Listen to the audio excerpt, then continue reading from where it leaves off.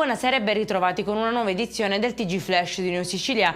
In apertura lutto a Catania ci ha lasciati l'avvocato Ettore Denti, pioniere della sanità privata e cofondatore delle aziende del gruppo Samed. Tanti messaggi di cordoglio in suo ricordo. Giovedì funerali nella chiesa parrocchiale Santa Maria di Ognina.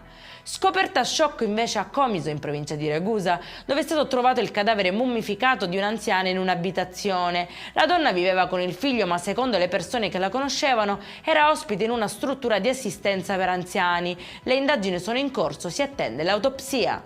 Proclamato il lutto cittadino a Caltabellotta nell'Agrigentino, il giorno dei funerali di Salvatore Benfari, il papà eroe 47enne è morto intrappolato tra le fiamme per salvare le sue bambine e la madre dall'incendio divampato poco prima in casa.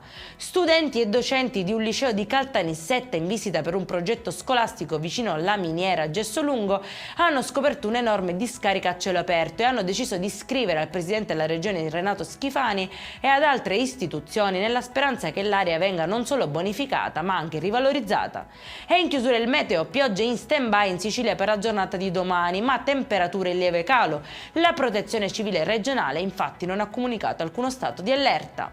Per questa edizione è tutto, l'appuntamento con il TG Flash ritorna regolarmente giovedì 6 febbraio alle 13:30. Nel frattempo potete seguire la festa di Sant'Agata e tutti gli aggiornamenti sulle notizie siciliane più importanti sul nostro sito www.newsicilia.it e sui nostri canali social. Buona serata!